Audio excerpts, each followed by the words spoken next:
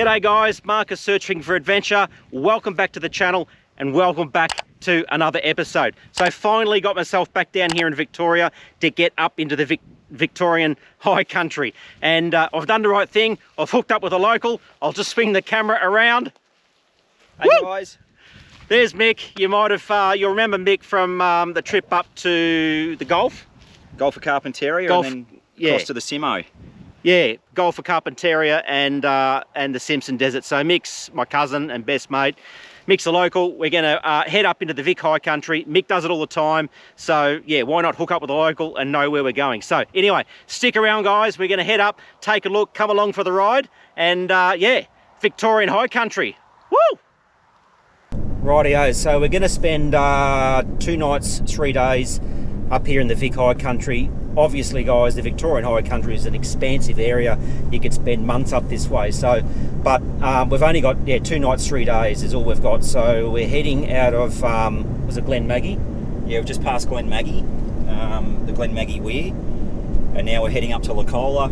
It's been a while since I've been up in this part of the world, and I know that it is an iconic destination for a lot of four-wheel drivers across the nation. So as I said, we can't cover the whole Vic High Country in 2 nights and 3 days, but a couple of the iconic locations, and give you guys a bit of an idea of, if you were going to come away for a long weekend, or if you had a week even, a possible itinerary. So we filled up just back at Hayfield, and yeah, we won't need to fuel up again till we're on the Dargo side of the mountain.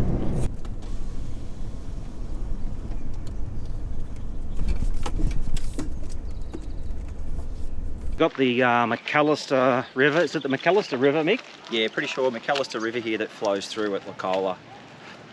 Yeah, so about 45-50 minutes from Hayfield. There's a caravan park right here on the McAllister River, and it's pretty beautiful here. There's some kids paddling down there behind us on the river. So there's a bit of a trail map just behind me here, gives you an idea of where you are.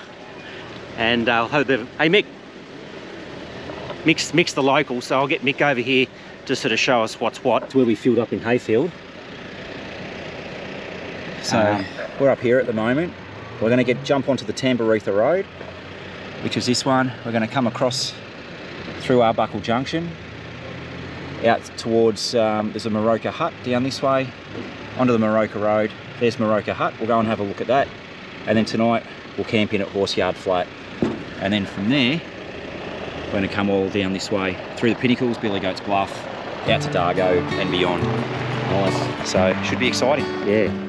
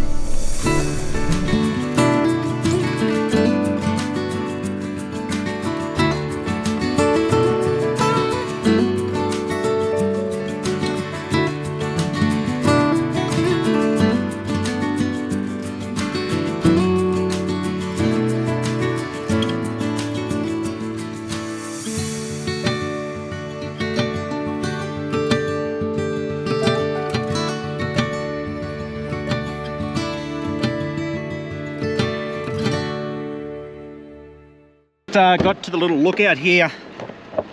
Benison. A little bit very similar to my surname, Benson. But a little bit of a lookout, Benison. Can't see too much on that GoPro, but a bit of a pretty drive actually, sort of winding through the road. There's a couple of cutouts and cuttings through the landscape here, so it's quite beautiful. And you know, we're only just slowly making our way up into the high country. Woo!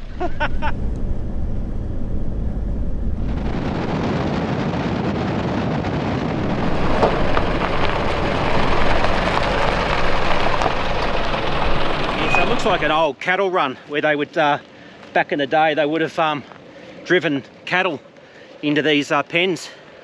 You know much about it, Mick? Or? I don't know too much about it. I know that there's a lot of famous families up around this area that used to run their cattle through the high country, and they would graze through the high country and keep the grass down, and then the state government brought in new legislation under pressure, obviously, from the Greens and so forth, and they can't run their cattle through the high country anymore. So this probably would have been one of the cattle runs that they would have used. Looks pretty old, and it's, you know, interesting to see. We're on Kelly Lane, so this is going to go down into a little river. Be a bit of a waterfall there. It actually looks pretty good, and then off to the left there's a little bit of a bridge. They do close it during certain times of the year when we go through our winter, when we have road closures in the high country. So just into Kelly Lane here, there's a couple of camping spots around us here, and what a bloody magical little spot this is. Have a look at this. It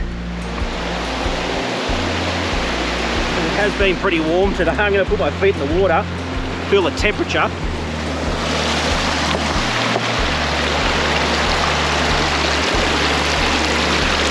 Oh, pretty icy cold. I'd say it's, I don't know the temperature of the water, but it's pretty cold, but it's, you know, been 38 degrees today. It has cooled down a little bit. Man, this water is absolutely beautiful. It's pretty cold water, isn't it? Yeah. But it's nice, it's refreshing. Yeah. After a hot day. Yeah. Straight off the mountains. This itself would be an awesome camping spot. As I said, there are just some camp spots just over behind those trees. God, this water is freezing. I'm not really prepared to walk too far from where I am, because I think I'm going to slip.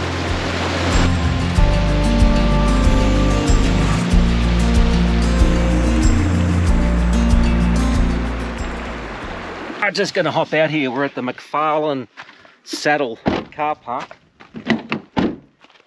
What do you do here, Mick? You go for a hike? Yeah, this is a hike. It takes you across, there's two trails you can take. I can't remember the name of them, but off to your left you'll have Mount Wellington, which goes up to Miller's Hut.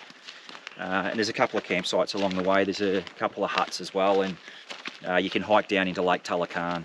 Yeah, I think a lot of people from Melbourne, the road all the way out of Hayfield, after you hop off the bitumen, it's two-wheel drive access, and there have been a few, what look to be people probably from the city, from Melbourne, just in a two-wheel drive car.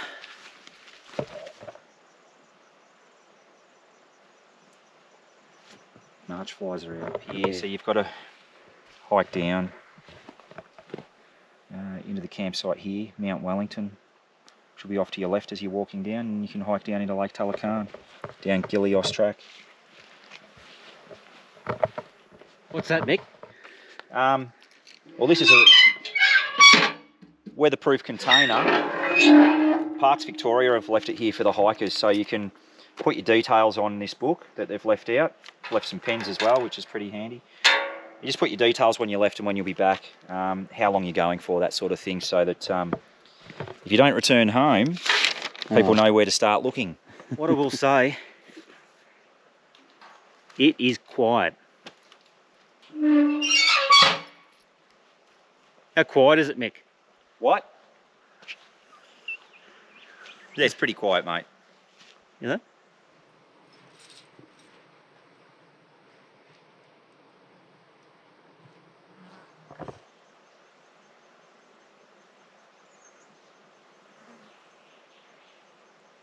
There you go, guys, Lake Tullakarn. Maybe put that on your list. We're not going to do that. You camp down there, Mick? Yeah, I've camped down there before. Yeah. So you can take like a backpack and... You can't camp at the lake itself, but you can hike in there and hike back out. There's a campsite within a couple of k's of the lake up on the top of the hill.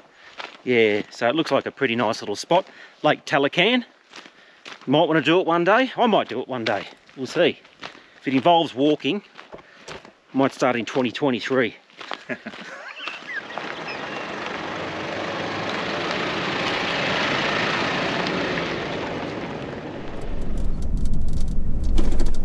How's the serenity?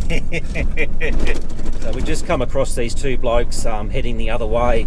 They've come from Sydney, they're heading down to Tasmania. They've blown their radiator. They've got a bit of a dodgy setup, trying to get some water in their radiator. Anyway, we're following them back up to McFarlane Saddle Car Park, just to make sure they get there. There was no phone service back there, and what do you know, I left my satellite phone at home. I didn't think to bring it down with me. Not sure how prepared they are, but anyway, they're going to have to get a tow, you would think. I think so, yeah. Their radiator's completely blown. There's no repairing that thing. They're going to have to get a tow out of here. We're, what are you, 2 hours out of Hayfield? Here? Yeah, probably 2 hours. A couple of hours out of Hayfield, so hopefully we're just starting to get reception now, and then these poor fellas can, they're going to have to get their car towed out of here. We're just trying to help them out the best way we can, so we've got phone signal, and they're going to make their way up to the car park where that walk was, just back up the road. It's about 2.5 k's. So MC. So down on their luck, so they'll obviously have to get a tow or get a mechanic all the way out here. So the key thing there is being prepared. So they've left Sydney and they're heading to Tasmania. They've come across the Great Dividing Range through the Victorian High Country, which need to be prepared for. And it turns out they only bought the car a month ago.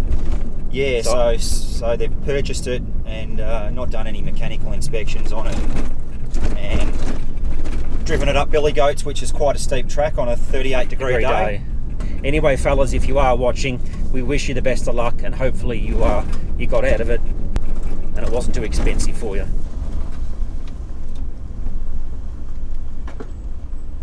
So we've just turned down the Moroka Range track. Yep. And we're going to head down and see the Moroka Hut. I'm having Mick complete all my sentences because I only know the first part of it. Moroka Hut.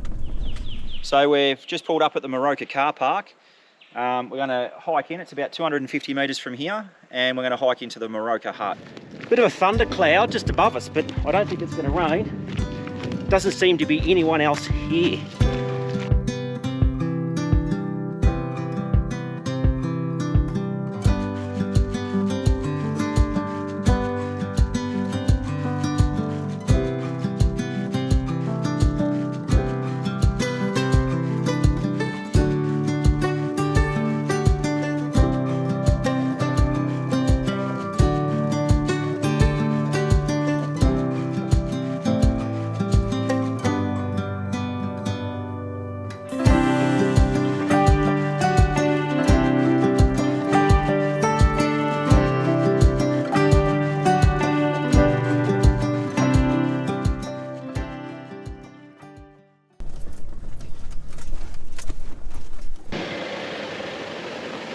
We have absolutely jagged a fantastic camp here at Horseyard Flat. We've come down, we thought it might be a bit busy down here, as it has been busy leading up to Christmas and just after, but we've scored a pretty epic little spot. I said epic, I'll say awesome. And it looks like the previous campers from the night before have left the wood, or left a bit of firewood, which is pretty good.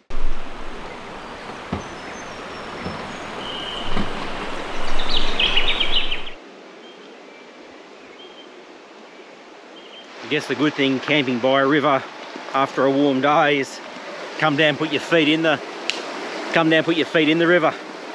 And that's exactly what I'm going to do. How's the spot here, guys? Bloody can't beat it, eh? Victorian High Country. Hope you've been enjoying the episode so far.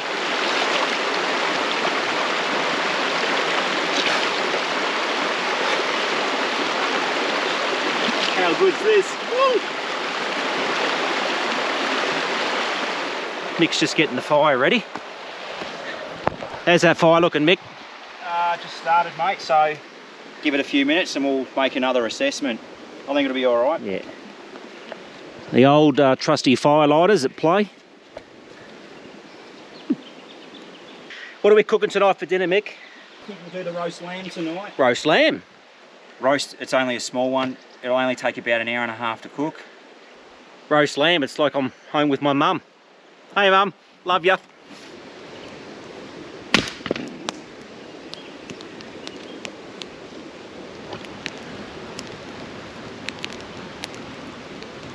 Copping a little bit of a little bit of rain, unfortunately. Little showers gone through, which wasn't really forecasted, but I guess up here in the Victorian High Country, the weather can change pretty quick. Hey, so how good's this? That's Mick's swag above the heavens. My swag's fully covered, just the way it worked out. I didn't plan it that way. Yeah. Roast has been in for about an hour, and then yeah, probably 4 beers. 4 beers in, maybe 5. That's how you gauge the time out here when you're cooking meals. How many super crisps? Yeah, there'll be many more to come, mate. Yeah. We're throwing the potatoes in, the pumpkin. Yep. About another hour, guys, and then we'll be tucking into our roast lamb. Oh yeah. Woo.